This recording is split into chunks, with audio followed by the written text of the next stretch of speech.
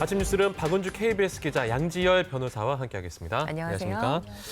먼저 박 기자님, 앞서 간추린 뉴스에서도 저희가 얘기를 했습니다만 폐사율 100%입니다. 아프리카 돼지열병, 파주에서 처음 발견됐고 어제는 또 연천에서 의심 신고가 접수가 됐는데 지금 상황은 어떻습니까? 이게 어제 저녁에 연천에서 이 돼지 한 마리가 폐사했다면서 의심 신고가 접수가 됐는데요. 이게 어제 이제 검사가 들어가서 결과가 조만간 나올 것으로 보이는데 아직은 결과가 나오지 않았습니다. 이에 앞서서 경기도 파주에서 이 한 양돈 농장에서 국내 처음으로 아프리카 돼지 열병이 국내 첫 사례가 발견이 됐는데요. 이 경기도 파주의 이 양돈 농장 관리인이 그저께 저녁 6시쯤 이 돼지 5마리가 폐사인 걸 발견하면서 알려졌습니다. 이 폐사 돼지들은 모두 고열 증상을 보였던 것으로 전해졌는데요. 정밀 검사 결과 어제 새벽 6시쯤 이 양성 판정이 나왔습니다. 이 발생 농장 반경 3km 이내에는 다행히 다른 양돈 농장은 없는 것으로 알려졌고요. 한 15km 이내에는 19곳이 있는데 여기에 대해서는 정밀 검사 중입니다. 그렇군요. 아프리카 돼지열병이 무엇보다 치사율이 100%에 이르는 것으로 알려지면서 정말 모든 심각성이 높아지고 있습니다. 구체적으로는 어떤 병인가요? 이 돼지과 동물에게만 전염이 되는 이 제1종 법정 전염병입니다. 이 바이러스에 의해서 발병을 하고요. 고열이나 고름, 출혈 이런 증상 등을 동반을 하는데요. 이 사람이나 다른 동물에게는 전염이 되지 않기 때문에 다행이네요. 너무 공포심을 가질 필요는 없으시고요. 또 감염된 돼지고기를 먹는다고 해도 이 인체에는 무해하기 때문에 삼겹살을 즐기시는 분들 특별히 염려하지 않으셔도 됩니다. 하지만 이 돼지에게는 아주 치명적인데요. 이 폐사율이 최대 100%에 이릅니다. 걸리면 거의 죽는다고 보면 되는 건데요.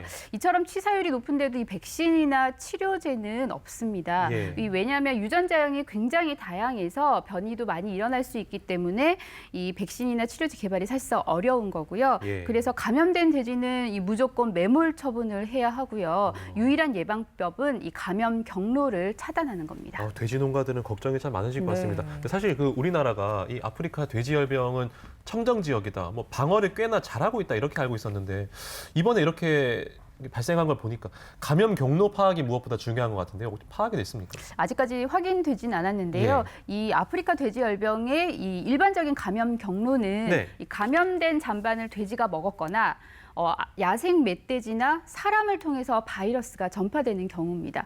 하지만 이번 이 파주 농장 건은 이 잔반을 그동안 돼지에게 먹이지 않았다고 했고요. 사료를 먹은 걸로 조사가 됐고요.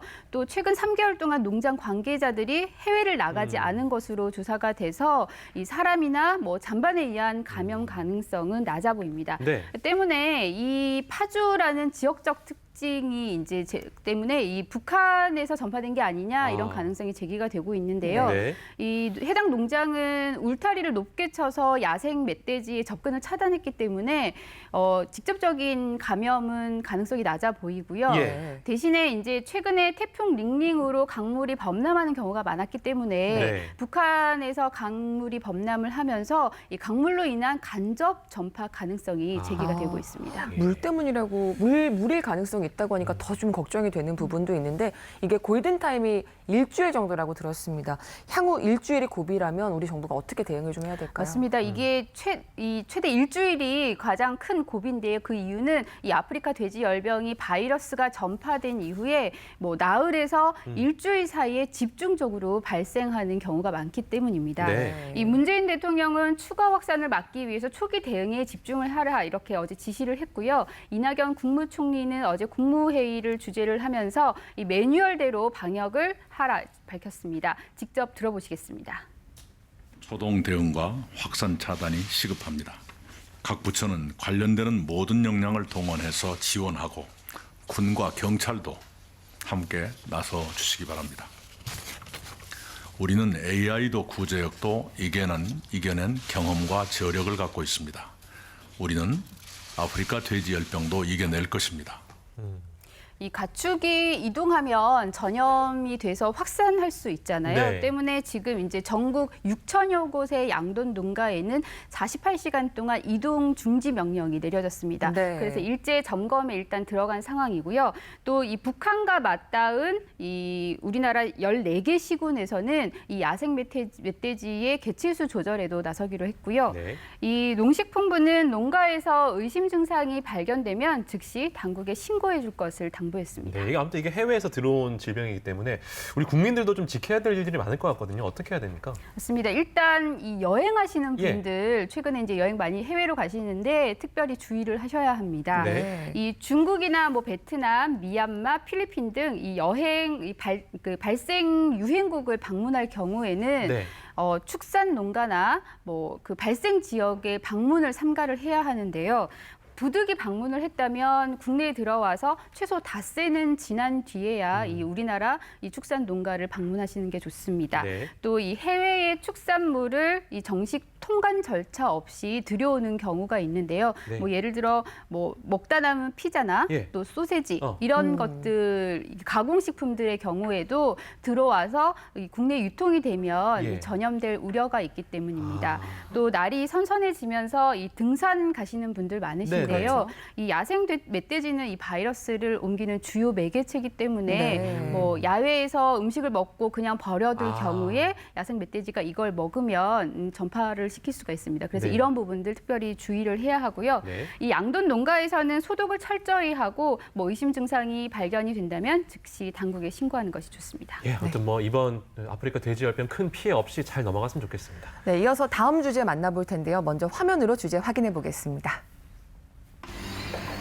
종교적, 신념적 이유로 법적 처벌도 불사하고 자발적으로 전과자가 된 대한민국 청년만 2만여 명.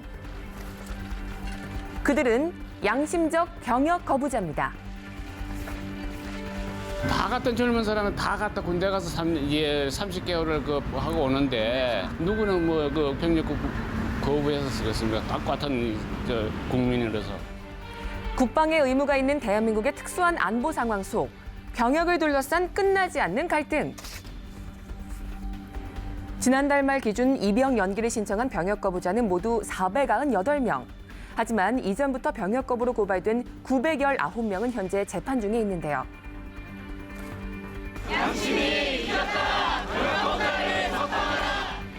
대체 복무 방법이 없는 현행 병역법, 지난해 헌재는 헌법 불합치라고 판단했습니다. 하지만 여전히 꺼지지 않는 불씨, 양심적 병역 거부자, 쌓여있는 숙제를 풀어나갈 수 있을까요? 네, 조금 전 보신 이 양심적 병역 거부와 대체 복무 이야기 양지열 변호사와 함께 이야기 나눠보겠습니다. 안녕하십니까? 네. 이제 예전에는 상식적으로 우리가 뭐 양심적 병역 거부해서 군대 안 가면 징역을 살잖아요. 그렇죠. 그렇기 때문에 뭐 이제 군대 갔다 온 사람들은 그러거나 말거나 했는데 이게 언제부턴가 양심적 병역 거부를 한 사람들 가운데 무죄 판결이 꽤나 나오고 있네요. 네. 예. 사실 이제 보셨지만 대다수 한 2만 명 가까이 여태까지 이제 유죄 판결받고 징역을 살았죠. 네. 그런데 병역보호에는 뭐라고 돼 있냐면 정당한 사유 없이 군대를 가지 않는 사람은 정당한 사유가 없이 군대를 가지 않으면 처벌한다고 돼 있거든요. 네. 근데 여기 정당한 사유라고 들어 있는데 혹시 양심에 따른 병역 거부가 이 정당한 사유에 해당하느냐 마느냐가 관건이었어요. 아. 근데 이제 오해하시면 안 되는 게 예. 네. 그럼 군대 안 가는 사람은 양심적이고 군대 가는 사람은 비양심적이냐 이건 아니고요. 예. 어떤 사람들은 군대를 가는 게 내 양심에 맞는 거고 네. 어떤 사람은 군대를 안 가는 게 내 양심에 맞는 거다 이거였던 거죠. 네. 그 말씀하신 것처럼 쭉 그거는 인정할 수 없다고 하다가 2004년에야 처음으로 네. 그런 사유도 이 정당한 이유가 될 수 있다. 그러니까 꼭 이 형사처벌을 하지 않을 수 있다라고 판결이 나왔고요. 네. 그 이후로도 사실은 계속해서 유죄 무죄가 좀 엇갈리긴 했어요. 그러다 보니까 헌법재판소에서도 한번 이거 법에 합헌인 거예요, 아닌 거예요 다퉈보기도 했었고 네. 국가인권위원회에서도 그러지 말고 대체복무를 도입하는 게 어떠냐 권고가 나오기도 했었고. 사실 국방부 차원에서도 이거 대체복무를 만드는 게 낫겠다라는 그런 계획도 한번 세우기도 했었는데 사실상 계속 적어도 1심에서는 무죄가 나오고 항소심에서는 계속 유죄가 나왔었는데 네. 드디어 2016년에는 항소심에서도 이거 이 정당한 사회의 양심적 병역 거부라는 게 포함될 수도 있겠다 그래서 무죄가 나옵니다. 네. 그러고 나서 2018년도에 그 헌법재판소가 뭐라고 하냐면 야 이거는 양심적 병역 거부 자체를 처벌하는 게 문제도 있지만 차라리 그런 사람들에게 감옥 대신에 다른 데로 갈 수 있게끔 해주면 되지 않겠느냐. 예. 왜 대체 복무란 걸 안 만드냐. 네. 그걸 빨리 만들어라. 그래서 올해 12월 31일까지 대체 복무를 만들라라고 결정을 내렸고요. 같은 해 대법원은 그 양심적 병역 거부가 사실상 이 정당한 사유가 될 수도 있겠다. 그래서 대법원에서도 무죄가 나오는 일이 있었습니다. 네. 올해 말까지라고 하면 이제 3개월 조금 넘게 남았는데 네. 정말 시간이 얼마 안 남은 거 아닌가요? 내년 당장 1월부터는요. 네. 지금 군대에 가지 못하고 기다리고 있는 분들이 있어요. 양심적 병역 거부자들. 네. 그래서 법을 빨리 바꿔줘야 되는 상황입니다. 내년부터 시행이 돼야 되는 예, 바로 거군요. 시행이 돼 있습니다. 사실 시간이 없긴 하지만 이게 밀어붙이기식보다는 국민 정서도 좀 합의가 돼야 되지 않나 이런 생각도 드는데요. 국민들의 생각은 어떤지 저희가 확인해봤습니다. 시민들은 양심적 병역 거부를 어떻게 보고 다른 있을까요? 사람들도 다 가는데 종교 때문에 안 간다고 하는 거는 형평성에 좀 어긋나는 것 같아서 그래도 국방의 의무니까 다 해야지 않을까 하는 생각입니다. 그래도 한 사람의 인권이니까 존중해줘야 한다고 생각합니다. 본인의 종교의 자유나 생각을 하는 거에 대해서는 이제 막을 권리는 없다라고 생각하기 때문에 이제 전 인정해줘야 된다고 생각합니다. 엇갈리는 반응 속 대체복무제 도입에 대한 생각도 물어봤습니다. 대책본부는 그 잘못된 거죠. 똑같이 가야지. 대체복무라는 것이 결국에는 군 생활을 할 수 없는 상황에 놓인 사람들을 위한 제도인 걸로 알고 있는데 그 사람들의 종교적인 이유 하나 때문에 병역을 거부하는 것은 옳지는 않다고 생각합니다. 공익으로 빠지든지 아니면 나라에 도움되는 일을 하게 하는 게 좀 가장 좋다고 생각합니다. 소수의 그런 의견이나 이념들이 존중받는 사회가 되고 또 그 사람들과 좀 더 나은 타협안과 절충안을 가지는 그런 사회가 됐으면 좋겠습니다. 그러니까 이제 우리나라가 자유 국가잖아요. 그러니까 자유에는 책임이 따르잖아요. 네. 이제 책임을 의무라고 바꾼다면 국방의 의무지 않습니까? 이제 근데 국방의 의무를 지지 않는 사람들은 또 자유를 누리겠다고 하니까 저같이 군대 갔다 온 사람들은 이거 형평성에 너무 어긋난다. 네. 아니 그러면은 뭐 군대 안 갔다 온 사람들이 우리가 똑같은 권리 누리는 게 좀 문제 있는 게 아니냐 이런 의견들이 상당히 많거든요. 목소리가 굉장히 높아지시죠. 네, 갑자기 화를 내시려고 하잖아요. 군 생활 너무 힘들게 해서 제가 화가 이거 아닙니다. 양심을 위해 간 거 아니에요. 그래서 그 형평성을 맞춰주는 게 예. 이 대체복무제가 성공할 수 있느냐 사실 열쇠입니다. 지금 다녀오신 분이야 어쩔 수 없다고 치더라도 예. 네. 군대에 지금 있는 장병들 아니면 앞으로 가야 할 장병들이 만약에 이게 사기가 떨어지게 되면 국방 자체가 위태로워질 수도 있는 거 아니겠습니까? 네네. 그래서 그 부분의 균형을 맞춰주는 게 꼭 필요한 상황인데 사실 우리가 헌법에 보면요, 뭐 자유, 평등, 행복 추구 많은 권리가 있는데 국민에게 주어진 의무는 딱 두 가지예요. 네. 하나가 납세의 의무고 하나는 국방의 의무거든요. 그러니까요. 그러니까 국방의 의무를 안 하도록 면제해주겠다는 건 아니고 다른 방법으로 이 도입을 해주겠다는데 그게 군대에 실제로 가는 이 젊은이들에 비해서 19살이 되면 대부분 이제 현역이나 보충역을 가니까 어떻게 형평성을 해치지 않을 수 있겠느냐가 관건입니다. 네. 근데 형평성보다 사실 조금 더 난해한 게 이 단어가 양심적 그 병역 거부잖아요. 양심이라는 단어가 종교나 보통 도덕에 많이 사용하는 단어인데 이걸 어떻게 양심을 판별을 하느냐가 참 중요할 것 같아요. 법적으로 양심을 판단할 근거는 뭡니까? 그러니까 아까 처음에 말씀드렸듯이 양심도 사람마다 생각하는 게 다 다르잖아요. 네. 내 양심, 저 양심 다 다른데 이 경우에 군대와 관련해서 특히 문제가 되는 게 우리나라는 특정 종교의 교리로 인한 양심일 경우가 상당 부분 많습니다. 네. 그러다 보니까 검찰에서 일정 판단 기준을 만들긴 했어요. 그러니까 종교의 어떤 구체적인 교리가 뭐냐, 이 교리에서 정말로 군대를 가는 것을 막고 있느냐, 그리고 이 군대를 가는 것을 막기 위해서 실제로 신도들이 차라리 감옥에 가겠다라는 식으로 구체적으로 거부를 하고 있느냐, 그리고 이 사람이 실제로 정말로 뭐 예를 들어서 생애 전체를 놓고 봤었을 때 한 20년 동안 전혀 그 특정 종교를 가져본 적도 없는데 갑자기 한 1년 전부터 그 교회를 다니기 시작해 교리를 신봉하기 그러니까. 시작했느냐, 네. 아니면 정말로 어린 시절부터 그 교리를 믿고 따랐느냐, 이런 생애 전반에 살펴보겠다라는 거고, 그런 것들을 판단할 수 있는 어떤 이론적인 근거, 이제 참 법원에서 네. 판사나 검사 분들이 이 교리를 다 꿰고 있다가 이게 정말로 이 교리를 알고 있는지 문답 테스트까지 해야 되는 상황이 오긴 했어요. 그럼 비종교적 양심적 병역 거부자는 어떻게 되나요? 사실 아직까지는 그 비종교적인 양식 거부자에 대해서는 판단 규정하는 게 만들어지지 않고 있어요. 그래서 법원에서 실제로 네. 유죄와 무죄가 엇갈리는 사례가 좀 있기도 했는데 이제 갓 도입되는 단계다 보니까 하나씩 차근차근. 검찰과 법원이 전부 다 연구를 해야겠죠. 지금까지 집계된 양심적 병역 거부자만 해도 2만 명이 넘는다고 합니다. 또 이분들의 이야기를 안 들어볼 수가 없잖아요. 그분들의 이야기 준비했습니다. 함께 들어보시죠. 양심적 병역 거부자 이용석입니다. 저는 양심적 병역 거부자 오경택입니다. 네, 이들은 왜 양심적 병역 거부자가 됐을까요? 10년 전 양심적 병역 거부로 실제 복역한 이용석 씨, 그리고 작년 7월과 5월 유죄 판결을 받은 오경택 씨.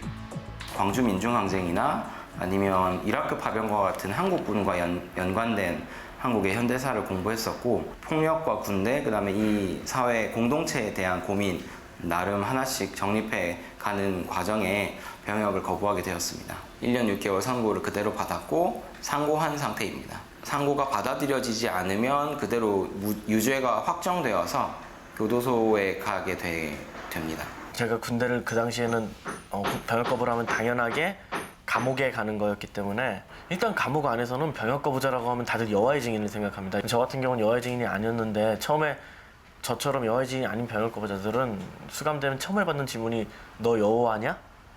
라고 질문을 해요. 주변에서는 대체로 다 걱정하거나 군대를 가는 게 어떠냐고 설득하는 분들이 좀 있고 병역 거부의 양심이라는 게 군대 가기 전에만 혹은 군대 제대 후에만 생기는 게 아니라 양심의 자유가 모든 국민이 가지고 있는 헌법상 보편적인 권리라면 군인들도 병역 거부를 할 수 있는 권리가 있어야 된다고 생각을 하고 군대를 갔더라도 본인이 생각했던 소위 말하는 국방의 의무라는 것과 군대가 하고 있는 실제 수행들이 달라진다면 거부할 수 있어야 된다고 생각합니다.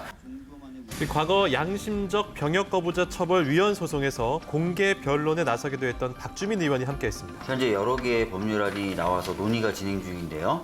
특히 9월 19일 날에는 국방위원회에서 이 여러 가지 법안들을 놓고 어떤 방안이 과연 타당한 것이냐를 주제로 공청회를 열기로 되어 있는 상황입니다. 많은 분들이 양심적 병역 거부자라 그러니까 군대 갔다 오신 분들이 그럼 나는 비양심적인 병역 의무 이행자냐? 여기서 얘기하는 양심은 법률, 헌법에 있는 양심의 개념입니다. 그러니까 바른 마음, 착한 마음이라는 뜻이 아니라 좀 더 일상용어로 번역하면 그냥 본인이 갖고 있는 신념이에요. 오해를 하시는 분들이 많은데 그런 오해는 좀 주셨으면 좋겠습니다. 하여튼 생각할 사안들이 참 많은 문제인 것 같습니다. 자, 그리고 지금 연천 이 아프리카 돼지 열병 확진 판정이 나왔군요. 네, 맞습니다. 어저께 이 돼지 한 마리가 폐사했다고 해서 이제 경기도 연천에서 의심 신고가 들어왔고 이 밤사이 정밀 조사를 했는데 그 결과가 방금 전에 나왔습니다. 네. 추가 확진으로 결론이 났는데요. 이 해당 농가는 사실 이 파주 농가에서 약 50km 정도 떨어진 곳이라서 파주 농가에서 전염이 됐다고 보기는 어렵고요. 이 농가에는 현재 돼지 4,700여 마리를 사육 중인 것으로 알려졌습니다. 또 반경 3km에는 양돈 농가 3곳 13,000여 마리 돼지가 있어서 앞으로도 또 추가 확산이 우려되는 상황이고요. 이 하루도 지나지 않아서 이 50km까지 떨어진 연천에서도 추가 확진이 나오면서 이 경기 북부 일대가 초비상에 걸릴 것으로 보입니다. 정말 방역 다시 한번 점검을 좀 잘 해보셔야겠습니다. 다시 양심적 병역 거부로 얘기로 돌아가서요. 조금 전에 영상을 보니까 지금 국회 문턱을 넘지 못하고 있잖아요. 지금 오늘 공청회가 이르면 열린다고 하는데 어떤 의견이 있는 건가요? 사실 이제 이게 정부에서 어떻게 법을 바꿔야겠다가 안 거냐 올라가 있는 게 있고요. 또 이제 국회에서 한 10여 개 가량 있는데 관건은 뭐냐면 이 정부안을 보면 그 수용시설에서 그 현역 36개월 정도를 그 군대에 가는 대신 복무를 하는 걸로 정해놨는데 이 36개월 가지고 좀 제동이 걸린 겁니다.